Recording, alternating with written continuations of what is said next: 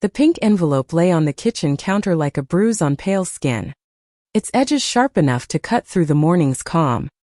Eleanor Vance, 32, stood frozen, her coffee mug trembling in her hand as she stared at it. She hated pink, hated its softness, its insistence on being noticed, its connection to everything she'd spent years trying to bury. New York City, 2025. Buzzed outside her Brooklyn apartment. But inside, the air was thick with silence. Eleanor, a corporate lawyer with a reputation for ruthlessness, had built her life on control. Her suits were tailored, her schedule precise, her emotions locked away. Yet that envelope, delivered anonymously to her doorstep, threatened to unravel it all. She didn't need to open it to know what it contained, an invitation to a past she'd sworn to forget. 10 years ago, in a small Connecticut town, Eleanor had been someone else, Ellie, a girl with dreams too big for her conservative family. She'd fallen in love with Sarah, a painter with wild black hair and a laugh that felt like sunlight. Their love was a secret, whispered in stolen moments behind the high school gym. Until Sarah's parents found out. The fallout was brutal. Ellie was sent to conversion therapy, a place that promised to fix her. Didn't. It only taught her to hide. Now, Eleanor poured her coffee down the sink, the dark liquid swirling like her thoughts. She hadn't seen Sarah in a decade, but the envelope screamed of her. Pink was Sarah's color, her defiance, her joy. Eleanor's fingers hovered over it, torn between tearing it open and burning it. Instead, she shoved it into a drawer, slamming it shut. Her phone buzzed. A text from her assistant, board meeting at 10. Don't be late. Eleanor straightened, smoothing her blazer. Work was her fortress. She was the youngest partner at Klein & Associates, a law firm that represented some of the biggest names in tech. Her latest client, Prism Ventures, was a mysterious startup with deep pockets, pushing a project she didn't fully understand, something about cultural initiatives. She didn't care. Their money was good, and her job was to protect it. The meeting was in Manhattan, a sleek office overlooking Central Park. Eleanor strode in, her heels clicking with purpose.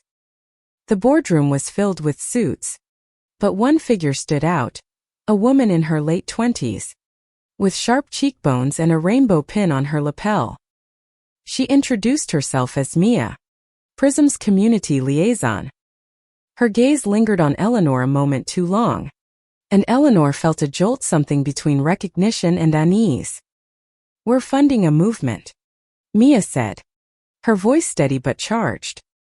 "A celebration of identity, of freedom. Our flagship project launches next month at the Pride Festival." The word pride hit Eleanor like a slap. She nodded, her face a mask, but her mind raced. She'd spent years avoiding anything tied to that word, that world. Now, her biggest client was funding it. As the meeting ended, Mia handed Eleanor a folder. "Our legal team needs your input on this," she said. "It's sensitive. We're counting on you." Eleanor took it, her fingers brushing Mia's. The touch was brief but electric, and Eleanor pulled back, her heart pounding. She muttered something about deadlines and left, the folder burning in her hands. Back in her apartment that night, Eleanor couldn't focus. The folder sat unopened on her desk, but her eyes kept drifting to the drawer with the pink envelope. She poured a glass of wine, then another, trying to drown the memories. Sarah's laugh, Sarah's hands, Sarah's tears when they were torn apart. Eleanor had rebuilt herself after that, brick by brick, into someone untouchable. But the envelope was a crack in her walls. She yanked the drawer open and tore it apart. Inside was a single sheet of paper, handwritten in Sarah's unmistakable scrawl. I'm in the city.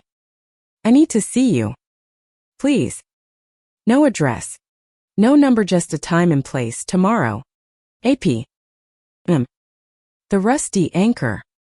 A dive bar in the East Village. Eleanor's breath caught. Sarah was here. After all these years. She was here. The folder from Mia lay forgotten as Eleanor paced. She could ignore it. Pretend the note never came. She'd done it before, cut people out. Moved on. But the thought of Sarah, so close, made her chest ache. What did she want? Why now? And why did that rainbow pin on Mia's jacket feel like a warning? Eleanor sank onto her couch. The note crumpled in her fist. She didn't believe in fate. But something about this felt inevitable. The past was clawing its way back. And she wasn't sure she could outrun it. The Rusty Anchor smelled of cheap beer and regret. Its neon sign flickering like a dying pulse. Eleanor stood outside. Her breath visible in the chilly September air. Her tailored coat out of place among the bar's gritty patrons. She hadn't been to a place like this in years. Not since she'd traded dive bars for cocktail lounges and her old self for someone polished. Untouchable. Inside. The bar was dim. Crowded with laughter and clinking glasses. Eleanor scanned the room. Her heart a tight knot. She hadn't seen Sarah in a decade. But she'd know her anywhere, those eyes. That tilt of her head. And there she was. In a corner booth. Her black hair longer now. Streaked with strands of silver. Sarah looked up. And their eyes met. The world shrank to just them. Ellie. Sarah said. Her voice soft but heavy with history. Eleanor flinched at the old nickname. She slid into the booth. Her movements stiff. Like she was stepping into a courtroom instead of a reunion. It's Eleanor now, she said. Her tone clipped. What do you want? Sarah. Sarah's smile was small. Pained. You got my note. That's a start. She leaned forward. Her paint-splattered hands resting on the table. I didn't think you'd come. I almost didn't. Eleanor's fingers tightened around her purse. Why now? After all this time. Sarah's eyes flickered with something guilt. Maybe. Or hope. I'm showing my work at the Pride Festival next month. A big installation. It's personal. I needed to see you before it goes up. Eleanor's stomach twisted. Pride again. It was everywhere. Inescapable. Like a tide pulling her under. What does that have to do with me? Everything, Sarah said. Her voice breaking. The piece it's about us. About what we were. What they took from us. Eleanor's breath caught. She wanted to run. To slam the door on this conversation. But Sarah's eyes held her in place. You can't do that, she said. Her voice low. Urgent. You can't just drag our past into the open like that. It's not about dragging, Sarah said. It's about healing. For me. For you. Too. If you'll let it. Eleanor laughed. Sharp and bitter. Healing. I'm fine. Sarah. I've moved on. I have a life. Career. I don't need this. She gestured vaguely at the bar. Sarah. At the ghost of who they'd been. Sarah's expression softened. You're not fine. I saw it in your eyes the second you walked in. You're still hiding. The words cut deeper than Eleanor expected. She stood. Her chair scraping against the floor. Don't tell me who I am. You don't know me anymore. She turned to leave. But Sarah grabbed her wrist. Eleanor. Please. Just come to the festival. See the piece. If you still want to walk away after that, I won't stop you. Eleanor pulled free. her skin tingling where Sarah had touched her. She didn't answer. Just walked out into the night, her heels clicking against the pavement. The city's noise swallowed her thoughts. But Sarah's words echoed, "You're still hiding." The next morning, Eleanor buried herself in work. The Prism Ventures folder sat on her desk, its contents a blur of contracts and budgets. She skimmed it, trying to focus, but her mind kept drifting to Sarah. The festival. The art. What could Sarah possibly want to show the world about them? Mia called at noon, her voice bright but professional. "Eleanor, we need you at Prism's office tomorrow. There's a donor event, and we'd like you to meet the team behind the festival project." Eleanor hesitated. What exactly is this project? Mia's tone shifted, warmer now. It's a celebration of love, of identity. We're funding artists, activists, people telling their truth. You'll see. It's powerful. Eleanor's throat tightened. She wanted to say no, to distance herself from anything tied to pride. But her job demanded she play along. "Fine," she said. "I'll be there." The donor event was at a sleek loft in Soho, all glass and exposed brick. Eleanor arrived early, her nerves frayed. The room was filled with people artists, philanthropists, activists, many wearing rainbow pins or vibrant clothing that screamed defiance. She felt like an outsider, her black suit a stark contrast to the color around her. Mia found her near the bar, her rainbow pin glinting under the lights. "Glad you made it," she said, handing Eleanor a glass of wine. "You look like you need this." Eleanor took it, forcing a smile. "What's the agenda?" "Just mingling for now," Mia said. "But there's a presentation later. You'll meet the lead artist. She's incredible." Something in Mia's tone made Eleanor's stomach lurch. "Who's the artist?" Mia's smile widened. "You'll see. It's a surprise." Eleanor's grip on her glass tightened. She had a sinking feeling she already knew who it was. The loft pulsed with energy, voices overlapping in a hum of excitement. But Eleanor felt like she was underwater. She stood by a window, the Manhattan skyline a distant blur. Her mind stuck on Sarah's words from the night before. "It's about us." What right did Sarah have to unearth their past, to make it public? Eleanor's life was a fortress, and Sarah was a battering ram. Mia appeared beside her, her presence warm but intrusive. "You're quiet," she said, tilting her head. "Not a fan of crowds." "Not a fan of surprises," Eleanor replied, her voice sharper than intended. She took a sip of wine, hoping it would steady her. Mia's eyes softened, like she could see through Eleanor's armor. "Fair enough. But stick around. The presentation's about to start." The lights dimmed, and a spotlight hit a makeshift stage. A woman stepped forward, and Eleanor's heart stopped.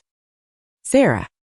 Her hair was pulled back, her paint-splattered jeans traded for a simple black dress.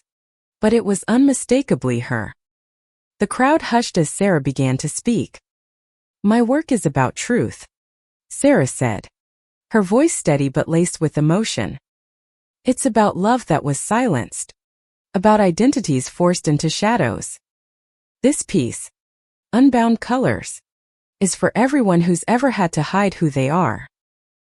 Eleanor's chest tightened. She wanted to leave, but her feet wouldn't move. Sarah's words were a mirror, reflecting the parts of herself Eleanor had buried. The screen behind Sarah lit up with sketches, abstract swirls of color, pinks and blues blending into a rainbow. It was beautiful, raw, and terrifying. Mia leaned closer. "She's the lead artist for our Pride project. Didn't I tell you she's incredible?" Eleanor's throat was dry. You didn't mention her name. Mia's brow furrowed, sensing the shift. Is everything okay? Before Eleanor could answer, Sarah's eyes found her in the crowd. For a moment, the room vanished. Sarah's expression softened, a silent plea in her gaze. Then she turned back to the audience, describing the installation, a massive canvas that would dominate the Pride Festival, telling a story of love and loss through color and form.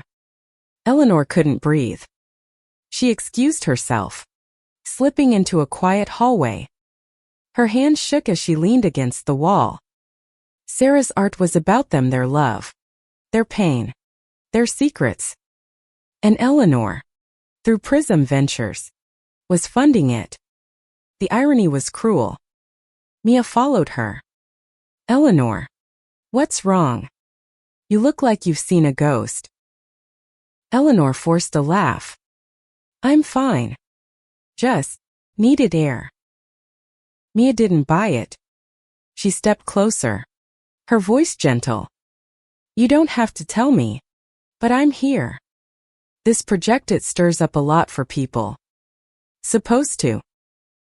Eleanor met her eyes, caught off guard by the sincerity.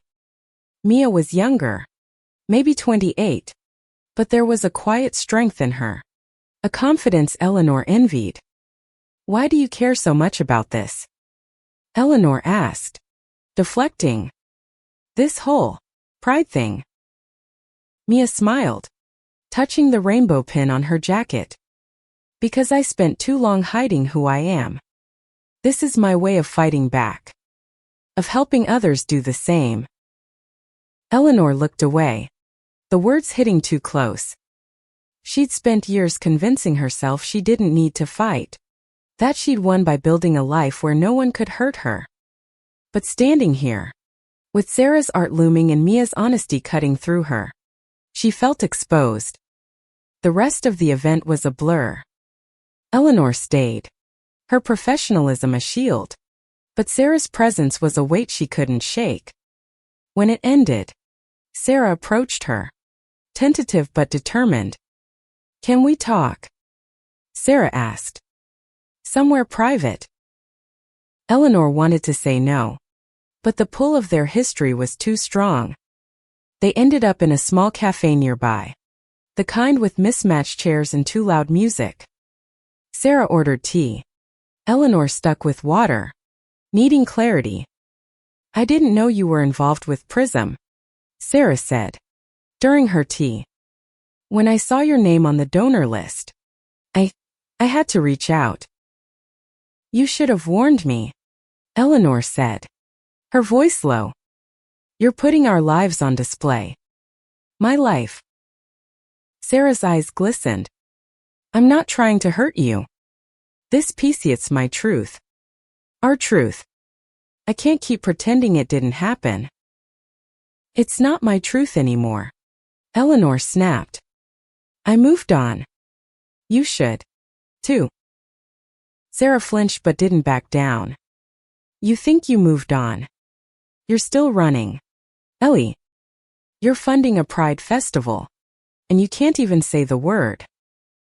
Eleanor's jaw clenched. She stood, tossing cash on the table. Don't contact me again. She walked out, the night air sharp against her skin. But as she hailed a cab, her phone buzzed. A text from Mia. Hope you're okay. Let me know if you need to talk.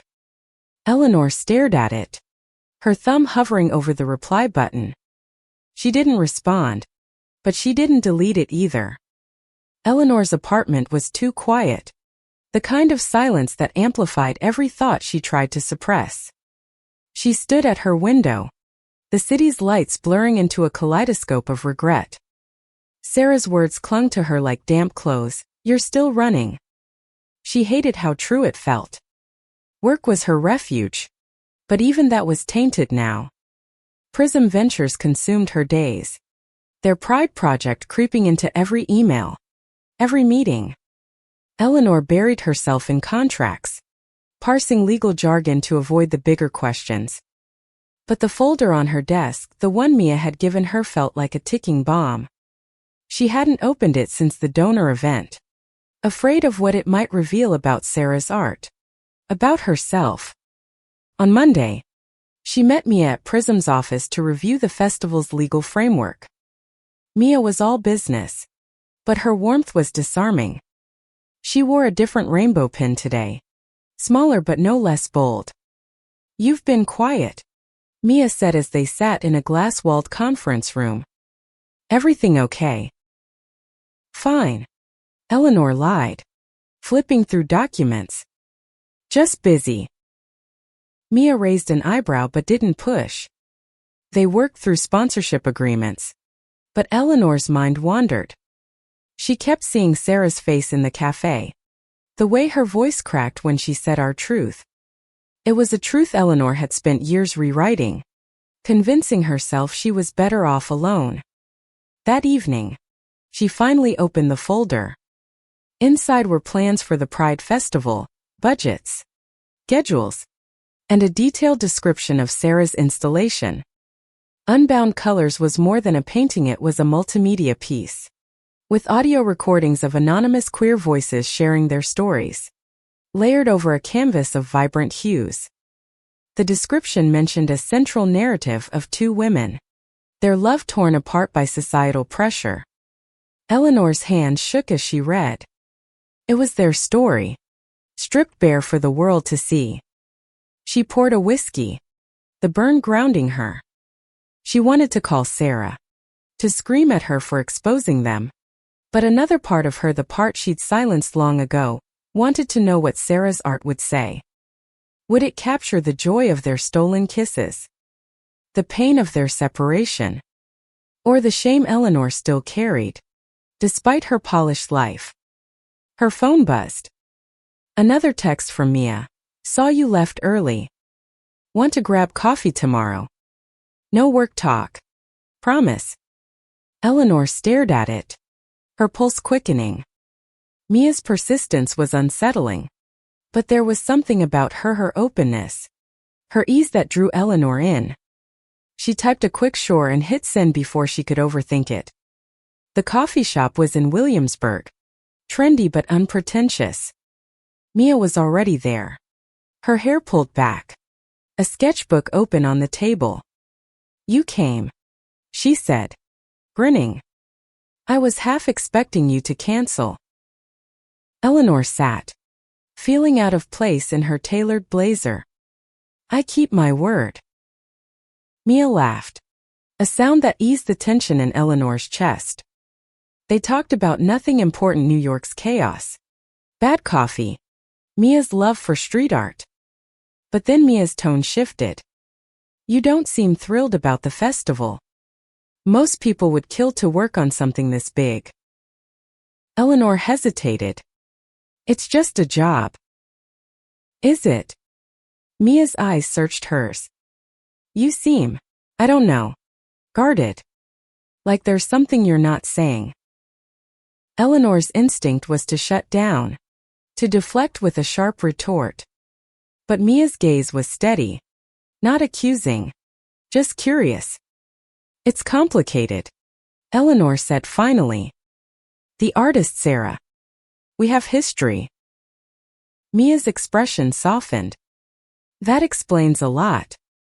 Want to talk about it?" "No." The word came out too fast. Eleanor softened it with a half-smile. "Not yet." "Fair enough," Mia said, closing her sketchbook. "But if you change your mind, I'm a good listener." They parted ways, and Eleanor felt lighter, like she'd shed a layer of armor she hadn't realized she was wearing. But the lightness didn't last. That night, she dreamed of Sarah, her hands, her laugh, the way she'd looked at Ellie like she was the only thing that mattered. When Eleanor woke, her pillow was damp with tears. The next day, she called Prism's CEO, intending to recuse herself from the project. Conflict of interest, she'd say. But the words wouldn't come. Instead, She agreed to attend a rehearsal for the festival's opening, where Sarah would unveil a smaller version of her piece. It was a chance to see what Sarah was planning and to decide if she could handle it. The rehearsal was in a warehouse in Red Hook, the air thick with paint and sawdust. Sarah stood in the center, directing a team of volunteers as they adjusted lights. She didn't see Eleanor at first, and Eleanor was glad she needed time to brace herself. When Sarah finally noticed her, she froze, then walked over. "You came," she said, her voice a mix of surprise and hope. "I'm here for work," Eleanor said, her tone colder than she meant. "Show me the piece." Sarah nodded, leading her to a covered canvas. She pulled the sheet away, and Eleanor's breath caught. It was them abstracted, but unmistakable. Two figures, one in shadow, one in light, their hands reaching but never touching. The colors bled into a rainbow, vibrant and defiant. "It's beautiful," Eleanor whispered, hating how much it hurt. The warehouse lights cast harsh shadows, but Sarah's canvas glowed, a rebellion of color against the gray. Eleanor stood before it, her throat tight, the abstract forms of two women pulling her back to a summer of whispered promises and stolen touches. She wanted to hate it, to tear it down, but all she could feel was the ache of what might have been. Sarah stood beside her, silent, waiting. "Say something," she finally said, her voice barely above a whisper. "It's too much," Eleanor said, her eyes fixed on the canvas. "You're putting everything out there. Everything we were." "That's the point," Sarah said. "It's not just our story. It's everyone's who's ever had to hide. I thought you'd understand." Eleanor turned, her anger flaring. "Understand? You're exposing me, Sarah. My life. My choices. You don't get to decide what's healed or not." Sarah's face crumpled, but she held her ground. "I'm not trying to hurt you. I'm trying to set us free. Don't you ever think about what we lost?" "Every day," Eleanor wanted to say. Instead, she turned away, her heels echoing in the warehouse as she left. Outside, the Brooklyn air was sharp, cutting through her thoughts. She hailed a cab, her mind a tangle of Sarah's art and Mia's words. "You seem guarded." They were both chipping away at her, and she wasn't sure how much longer she could hold them off. The next morning, Eleanor threw herself into work, drafting contracts with a ferocity that kept her colleagues at a distance. But Mia's texts kept coming, small lifelines in the chaos. "Lunch today," one read. Eleanor ignored it, then regretted it. By noon, she found herself texting back, "Meet me at the park." 1 p.m. Central Park was alive with joggers and tourists, the September sun filtering through the trees. Mia was waiting on a bench, her sketchbook open, her fingers smudged with charcoal. "You look stressed," she said as Eleanor sat down. "Perceptive," Eleanor said, managing a small smile. "It's been a week." Mia offered her a sandwich from her bag. "Want to tell me about it?" Eleanor took the sandwich, surprised by the gesture. "You don't give up, do you?" "Not when I think someone's worth it," Mia said, her tone light but her eyes serious. Eleanor's chest tightened. She wasn't used to this, someone seeing through her without judgment. She took a breath, then let it out.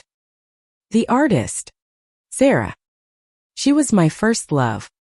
We were kids, and it didn't end well." Mia listened, her silence an invitation. Eleanor kept going, the words spilling out like a dam breaking. She told her about the summer with Sarah, the conversion therapy, the years of rebuilding herself into someone who didn't feel Mia didn't interrupt. Just nodded. Her presence steady. When Eleanor finished, Mia reached out, her hand resting lightly on Eleanor's. "That's a lot to carry," she said. "But you're not that kid anymore. You get to decide who you are now." Eleanor pulled her hand back. "The touch too much. I thought I had. Until all this." Mia's smile was soft. "Maybe that's the point. Maybe this is your chance to figure it out."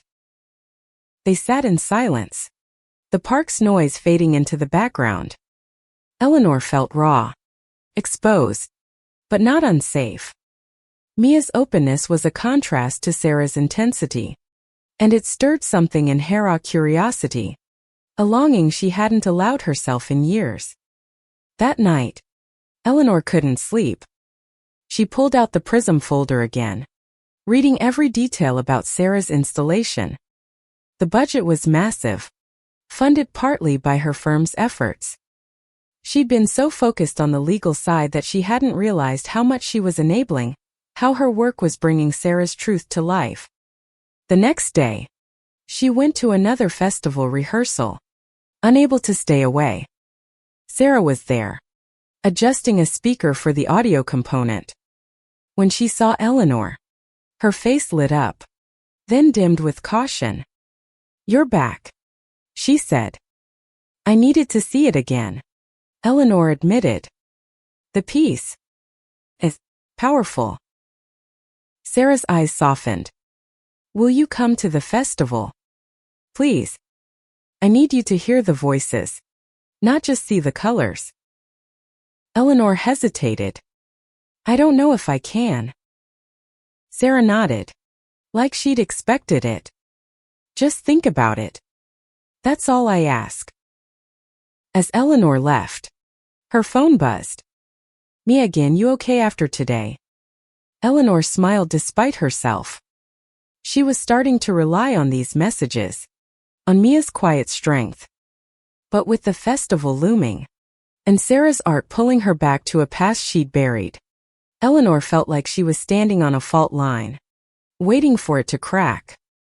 The Pride Festival was a week away, and Eleanor's world felt like it was unraveling.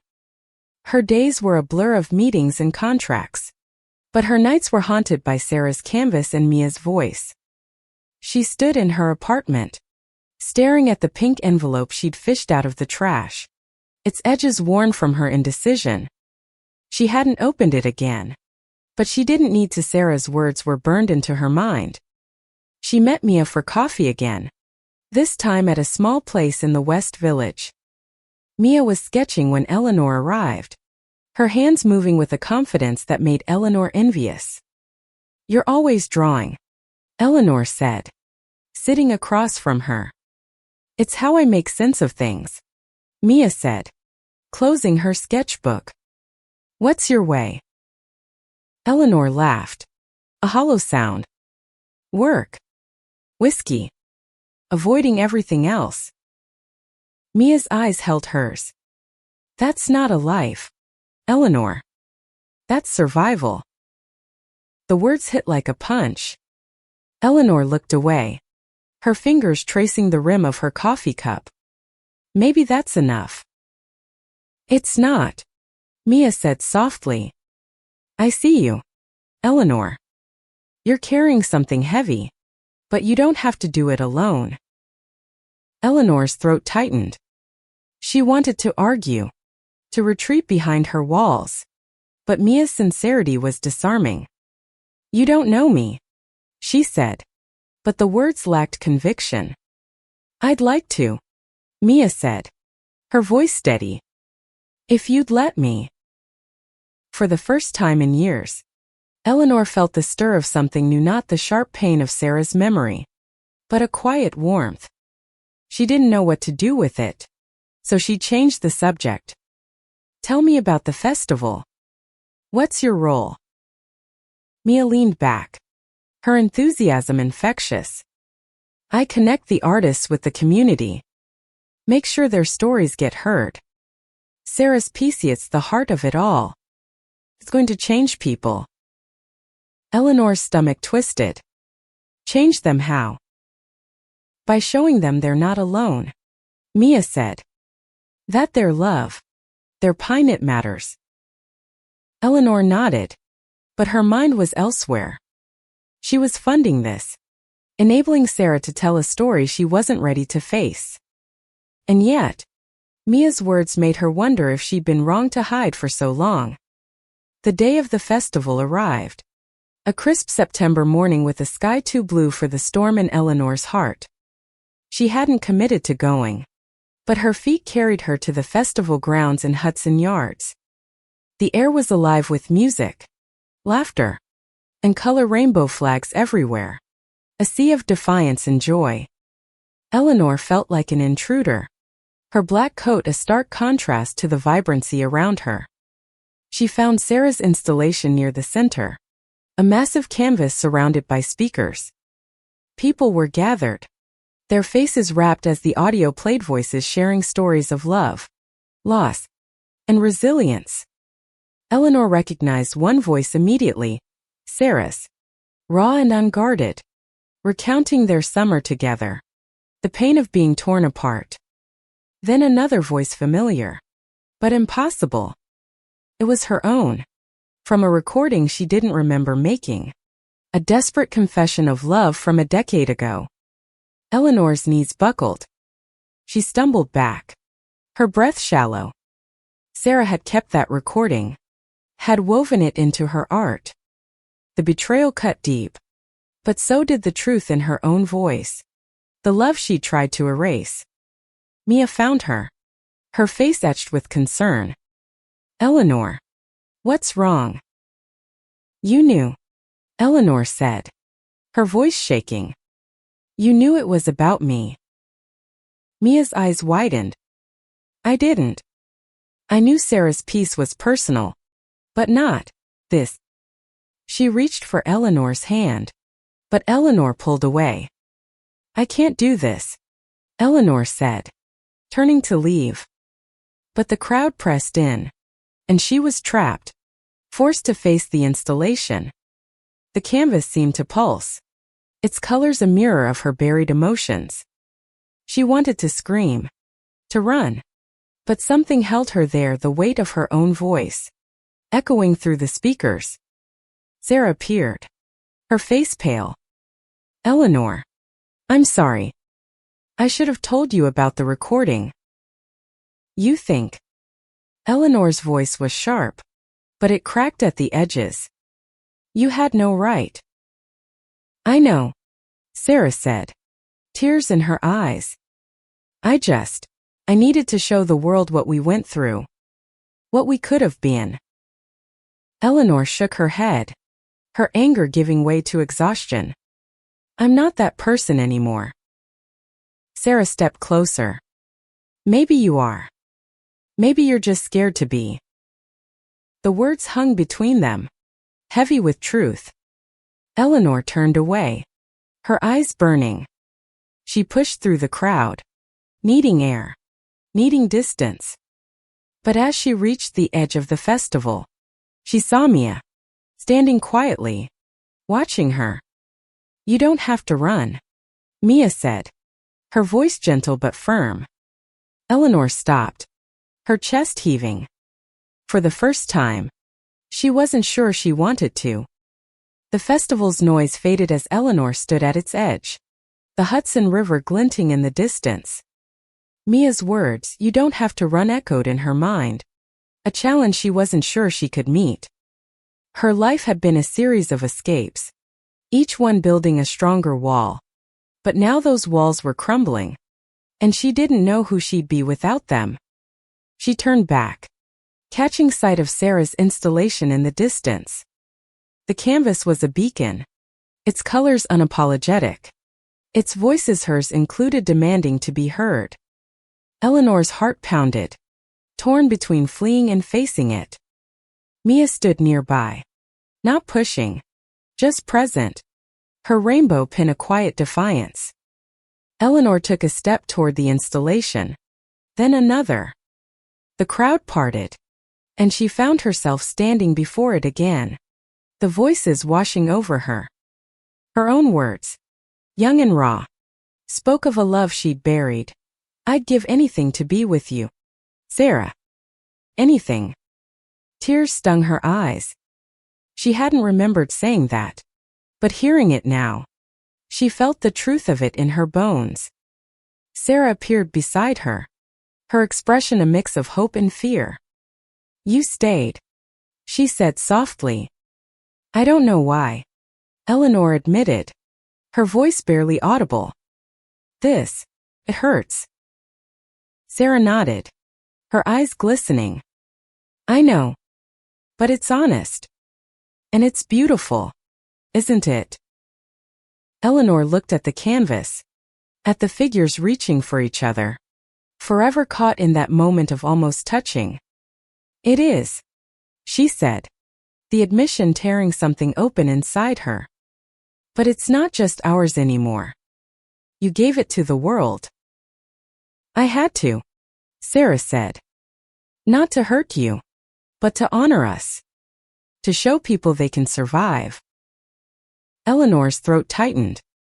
She wanted to hate Sarah for it, but she couldn't. The pain was real, but so was the love in those colors, in those voices.